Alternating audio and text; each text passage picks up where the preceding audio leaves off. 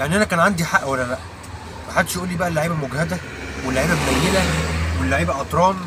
ادي الاداء بتاع الاهلي، ادي المدرب، مفيش خطه مفيش ميله، بيفكر يغير 3 تغييرات بعد ما الدنيا ما وقعت. محدش يقول لي بقى هو هيعمل ايه في خطا الشناوي، زي ما قالوا هو هيعمل ايه في خطا ديانج في كاس العالم للانديه.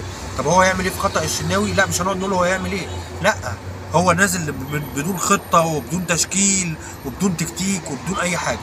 فمش ممكن، يعني مش معقوله الاداء بتاع الاهلي ده. محدش يقول لي تعبانين بقى ومجهدين، بلا تعبانين بلا مجهدين بلا خرا. لا، اداء زي الخرا بصراحه، وتغييرات زفت، ومش محفظ اللعيبه اي جمله ولا اي حاجه. كالعاده يعني حدث ولا حرج. طلعت المدير الفني الاجنبي للاهلي اللي بتجيبه، بعد كده بينزل نازله زي الزفت بعد كده. والله العظيم بص، يعني حاجه حرق الدم.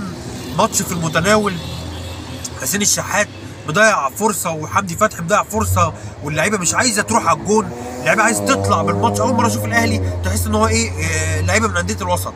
اول مره اشوف الاهلي عايز يطلع بالمباراه لبر الامان. تعادل 0-0، اديك خسرت. الشوط الاولاني كان الهلال السوداني كان يستحق يدعك 2 و3 لو انت كنت في حالتك، لو انت عاوز تبقى في حالتك. لكن الشوط الثاني بلا قرف. ايه القرف ده وايه الدفاع ده وايه حارس المرمى ده؟ الشناوي يقعد بقى يريح بقى. كفايه عواطف بقى وكفايه قرف بقى. بيرسي تاو ده يغور في داهيه بقى. هو مش عارف هم مقتنعين بيه، كل المدربين الاجانب مقتنعين بيه ليه؟ مقتنعين بيه ببيرسي تاو ليه؟ وخرا تاو وقطران وزفت. ايه القرف ده؟ ايه النيله اللي احنا فيها دي؟ ايه اللي احنا فيه ده؟ اخطاء ما يرتكبهاش حارس خماسي، مش ممكن يعني، مش معقوله.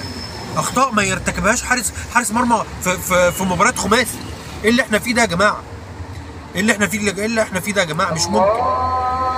الله اكبر، الله اعظم، اشهد ان لا اله الا الله اشهد ان محمدا رسول الله. يعني بصراحه بحق ده الاذان يا رب بيرسي تاو ده ما يلمسهاش تاني، ولا الشناوي والمدرب القطران ده. يعني يا رب بصراحه نشوف ايه الدنيا بقى معاه بقى. ادي برضه اداره خطا. انا برضه بقول ادارته خطا. شكرا.